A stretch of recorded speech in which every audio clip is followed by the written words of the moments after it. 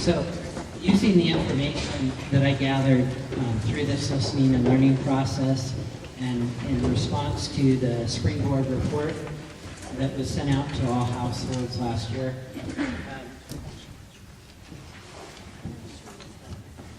I met with our staff and asked them, what might that look like? And how might we identify a framework that would support us, not only individually, but collectively?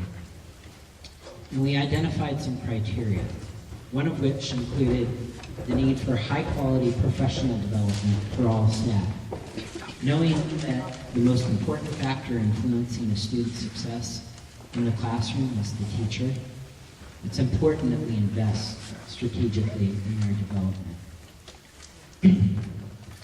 The other was affordability. Can we afford this model or this framework?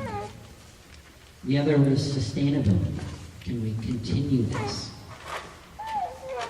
And then the others included flexibility and autonomy. It's important that whatever framework it is that we adopt, that it allows us to be who we are. And then finally, that it be comprehensive, that it not only focus on the development of students that achieve at high levels academically, but it also focuses on their development as responsible citizens. So with that, we narrowed our search down to about 3 models, one of which was the expeditionary learning model, which, and that one we rolled out pretty quickly because of the cost. It was far too prohibitive. We talked about building it on our own, looking at the components associated with some of the comprehensive models and building it ourselves. And what we realized is we've been trying to do that, and it's not sustainable. In fact, many of our staff members describe what they call initiative fatigue. That we've had one initiative out after another, and it comes and goes with different individuals, and that what we want is something that will sustain over time. So with that, we decided that we'd look at the IB model, and it wasn't intended to be secretive. I've heard that comment, and it wasn't a hidden agenda, but rather we decided to put our teachers, who are professionals, in a position of looking at the International Baccalaureate model, examining the merits of the program, asking ourselves, does this fit with what we need in support of our professional development, in support of our ability to engage students in higher levels of learning, and to support the character attributes that we wish to see that reflect the values and beliefs of this community. And so in doing so, we visited schools, several IB schools. We participated in workshops, and we spoke with other teachers that currently serve in IB schools. Using that information, we decided that the next step would be to move to the candidacy phase, which is where we're at right now. But before doing so, we felt like it was important that this was the key point in time in bringing parents along and asking you to learn alongside of us. Candidacy should not infer that we are going to become an authorized IB school. In fact, maybe a better way to describe it would be a consideration phase, where we're asking parents to engage in a learning process with us over the course of the next 2 to 3 years. And when we arrive at that point in time where we have an opportunity to make a decision together. In fact, IB is not going to authorize a school or a district, for that matter, unless the community embraces the philosophy and the framework that supports our educational program. So that's where we're at right now. We're inviting you to participate in the conversation, to learn alongside of us. In fact, there's a sign-up sheet that I hope that each of you will sign on to that invites you to participate in a field trip. My guess is many of you probably haven't been on a field trip in quite some time. We'd like to invite those of you that are interested to actually see firsthand what it looks like in an IB school. And so we've reserved some buses. We haven't identified the dates yet. We'll work with you and invite you to come along with us sometime in the month of May. So with that, I'm going to stop and thank you for coming. And tonight we're going to open it up for question and answer. Anne and Deborah are here with me. We'll do our best to respond to your questions. If you ask a question that we can't answer and that needs more research, we'll post that up on the parking lot. And there may be some of you in the room that have a response to a question that is raised or surfaced during the course of our conversation tonight. And if so, just raise your hand and we'll provide you with a chance to respond. Finally, our child care ends at 7:30, so we'll end at 7:30 tonight. And know that this is yet again one of many meetings that we'll be holding as we learn together. So I'll stop there, and we'll look for your questions.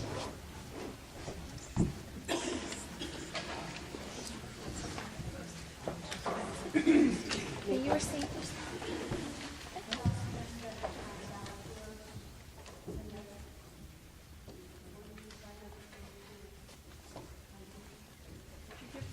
So the question is, So the question was, is the strategic vision document a document that was developed prior to going IB?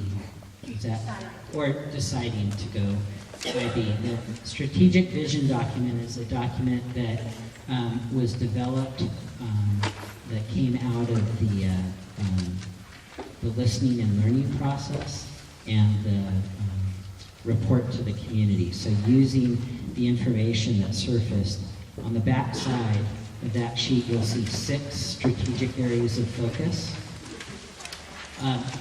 If you look on, so there you go. So those 6 strategic areas of focus are the themes that emerged through the listening and learning process. And those drive how we strategically allocate the limited resources or the funding. And on the front side, similar to any organization, we have a school board that serves as elected officials who have been working closely with our staff to set a vision and develop a set of learner outcomes that we aspire to develop within our students. So the strategies support us in our work. So, yes. Yes.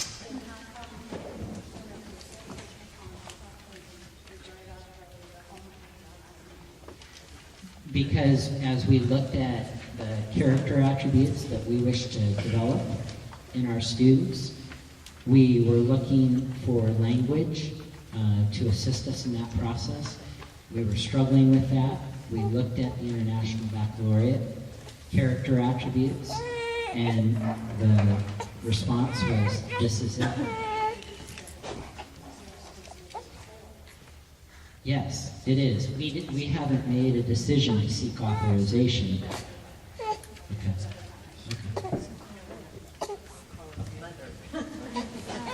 you were saying the first framework wasn't cost effective. You were looking at the IB. What was the third one, and why didn't you choose that one? Okay, I think you're asking about the diploma program. The build it your own. The issue with building it ourselves has been an issue of sustainability.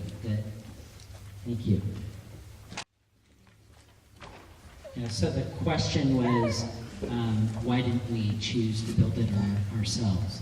And I think the issue that most schools and districts find themselves faced with is that we run into initiative fatigue, and that the initiatives that surface oftentimes leave with different individuals, whether it's through retirement or resignation. So programs come and go, and that was something that sustainability was important to us. And we couldn't achieve that? that's been one of the areas that has been a challenge for our schools and our district, is sustaining, not only initiating programs, but then sustaining those programs. And that's not something, knowing that we need to work on it, that you couldn't do. Well, certainly I'll give you a good example. I was the former principal of Carl Kosher Elementary in Valley Hill. And in fact, this was mentioned in a recent article where our school was looking at IB, the primary years program, as a framework to support professional development for teachers and to create greater alignment and cohesion of instructional program, not only within grade levels, but across grade levels. And we decided at some point we're going to build this ourselves and try and replicate the components that you would typically see in an international baccalaureate school. And eventually we had staff retire or move on to different careers. I left, and that staff decided we can't sustain this. They're now a candidate school. And if you were to ask their principal or their staff, why did you make that choice? What they would say is that we struggled to sustain it. It required the support of a coach, which is, in a sense, what an international baccalaureate coordinator provides to our staff. Thank you. I know that all of you are aware of all of the complicated things that teachers have to take into consideration when they plan the units of study with their students. We have a set of Common Core standards in reading, writing, listening, and math. We have something called the next generation of science standards, a whole set of standards, K-12 in science. We have social studies standards, we have art standards, and typically what happens in a school is that teachers have all of these requirements, and they put them together in their own unique way in their classroom. And while that can be absolutely wonderful at different times throughout the year at different grade levels, the one thing that is very difficult to see often is how what is happening in one grade level connects with what's happening with the grade level that comes the next year and the next year and the next year. And so one of the things that students realize is that often there are overlaps, so they learn the same thing 1 year that they learned before, or there are gaps. There are places where there are holes in the curriculum. And partly that is because there is not a framework that holds all of this together. And one of the things that the IB framework does, it does not create a curriculum. The curriculum is created by teachers. But what it does is to create a framework that ties together what students are learning grade level to grade level. And it builds. So every year, what students are learning builds on what has been learned the year before. And when Tom says it's difficult to build that, to create a framework like that would take years and years. And I know because I've also been in a school district that tried to build it ourselves. And then what happens is the people that build it understand it pretty well. But as those people retire and leave, so does the understanding of the framework. And the new teachers that come in have nothing, they don't have that understanding, and they have a very difficult time understanding why things are being taught the way they are. And often the framework falls apart. So being a part of something like the IB framework means that you have a framework that is created, the units are created within that framework, and it is something that is supported and that will continue year to year, no matter which teachers are teaching which grade level and whether teachers come in and out of the school district. So that's what we're talking about when we say sustainability, is something that can last year to year to year, kindergarten through 12th grade. Actually, I have a question. As embracing what you guys said, that the whole community has to be embracing this ID program. do we have a vote on this? Because I for sure know that there's parents here that are not for the program, and there's parents here who are for the program. Do we have a vote? Or is this just you guys going, here, we are going to do this? Regardless what we, the parents, may or may not think, and whether or not we have choice in what our kids learn.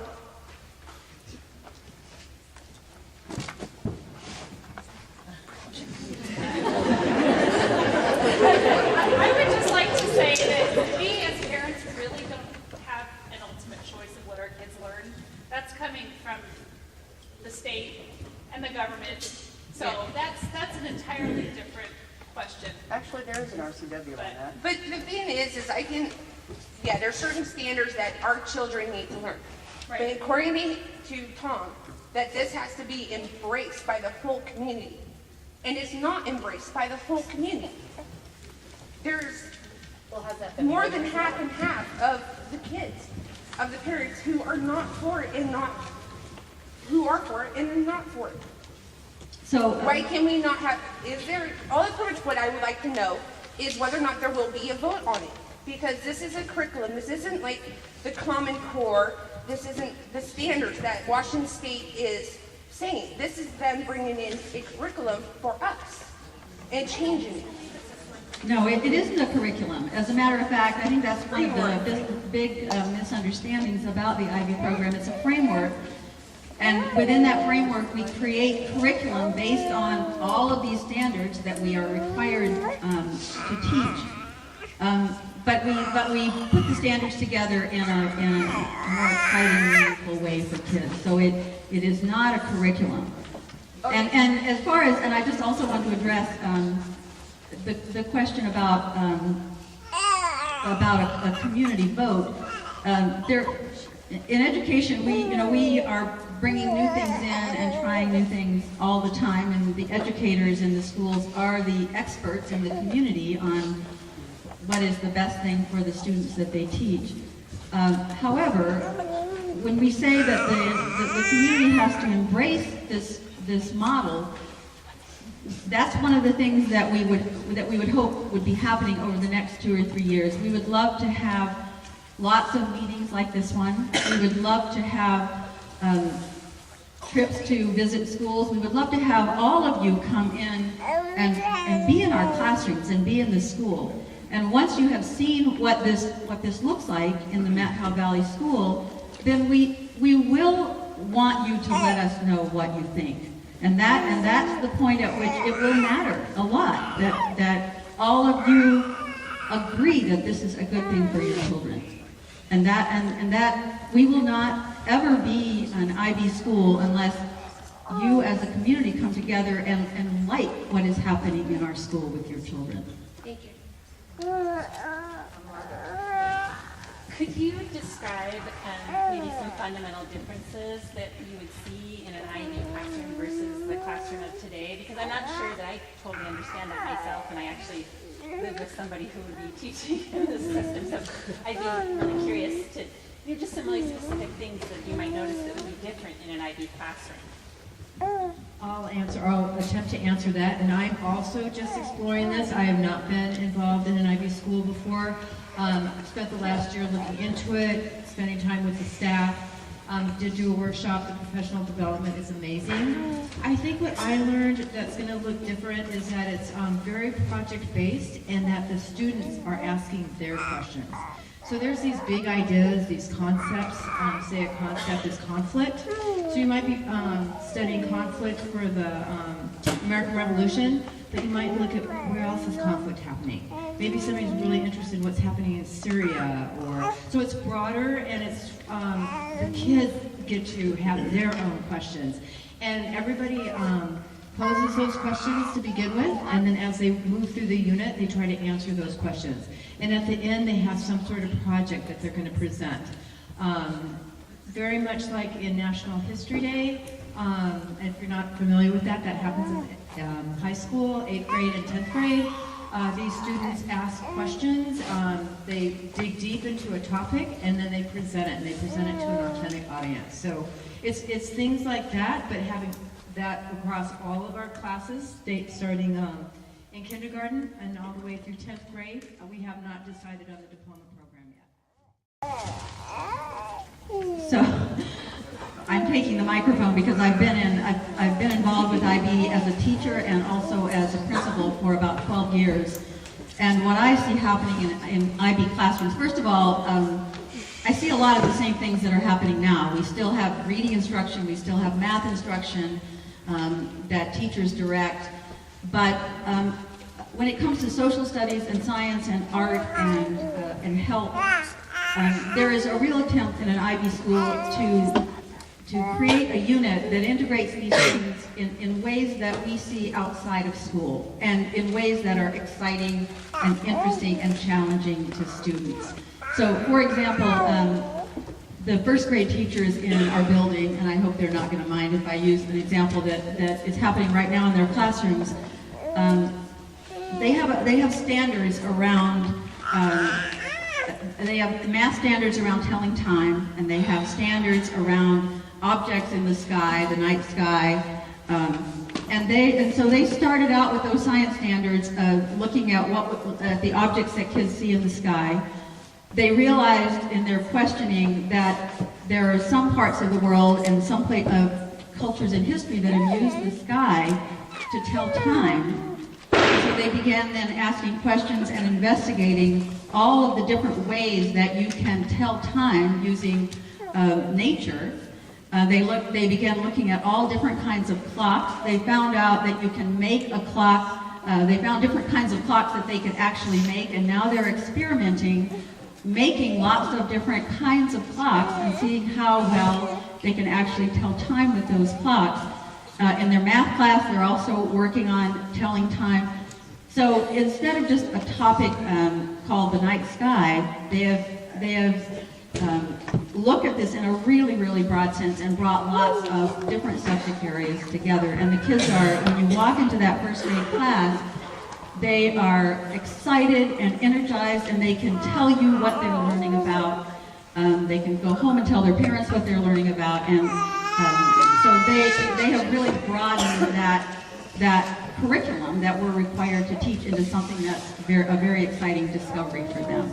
So that's an example of how it would look different in a first grade class. I have a question for Tom. You said that you spent 6 to 9 months in the listening and learning process. Then why in November of 2013 did you bring up approaching the IB project or IB school with the school board? I mentioned to the school board that IB is a program that I know. I bring that experience with me from the Bellingham School District as the deputy superintendent and former elementary principal. And as I was listening and learning, I was periodically sharing with the board some of the themes that were emerging, one of which, as I shared before, was this idea of creating district-wide coherence. What I was hearing from staff was that we don't have a common language, and in fact, it was in September or October during a professional development day. We had probably somewhere between 80 and 90 staff members up at Liberty Bell. And I asked, if you are a Liberty Bell staff member, I'd like you to describe the character attributes defined by the Cup Constitution that best resemble you. And if you're an elementary staff member, I'd like you to describe the lion pride attributes that best describe you. And then I asked them to describe one as well that you would aspire to have others describe of you. And the response was, I think he's confused. And then another staff member said, no, I think we're confused. Suggesting that we don't have a common language across our schools about how we talk with students, what it is that we as adults model for our students, how that gets reinforced in our classrooms. And the same is true as Anne was describing with regard to our curriculum, not only by grade level, but across grade levels. And a relevant example that I'll share with you that I experienced in Bellingham before I left and working with a school that's now an authorized IB school. As they began to map out their curriculum, one of the things that they noticed was that every grade level was teaching the salmon cycle. And they realized maybe the salmon cycle doesn't need to be taught kindergarten through 5th grade. And as our staff have begun to look at our curriculum, in fact, if you were to walk in the former boardroom and look at the big pink sheet on the wall and look at what it is we're teaching and how that might fit within our framework, our staff are beginning to look at and notice where we have overlap and where we have connections and where we're not connected. And so, as I was listening and learning, I was sharing with my staff and my board, here are some of the themes that are emerging, and I'll be really honest. In my 22 years in public education, I've not seen a better framework that allows for schools and districts to maintain their sense of identity, who they are.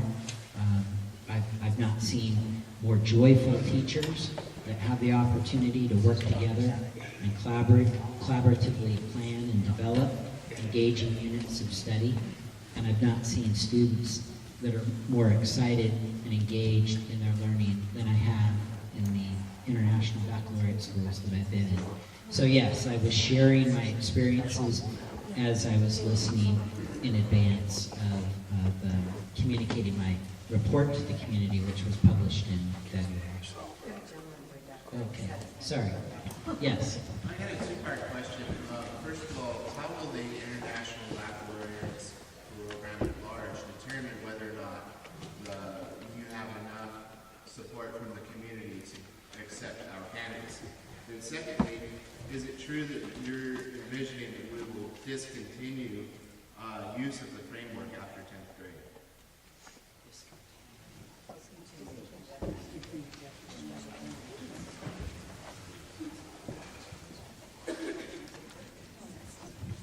I've been with two schools that have gone through this process of consideration and candidacy, and so what I know is that before you can become an authorized IB school, a couple of teachers who typically have taught themselves in an IB school somewhere come to visit your school. They spend a couple of days there, and they talk to everyone in the school, including parents that want to come in and talk with them. They talk to teachers, they talk to students, they talk to school board members, they talk to the folks that work in our kitchen, they talk to the custodians, they talk to any parent that is there in the building. They really truly want to know that this is a program that all of those folks feel fits the community and the students in the school. So typically they might have an open house where parents can come and they can talk with the parents in an informal way. And as far as the program for 11th and 12th grade, that was your question, right? What happens in 11th and 12th grade? Tom, do you want to answer that? So we're right now going through 10th grade, and then as we move students through, or we decide that this is a program we want to continue with, then we're going to look at the 11th and 12th grade. There's two programs in 11th and 12th grade through International Baccalaureate. It's a diploma program, and there's a careers program. So we will be looking at that. We'll get a small group of people, but we want to see if this is going to be a good fit, and this is where we're going.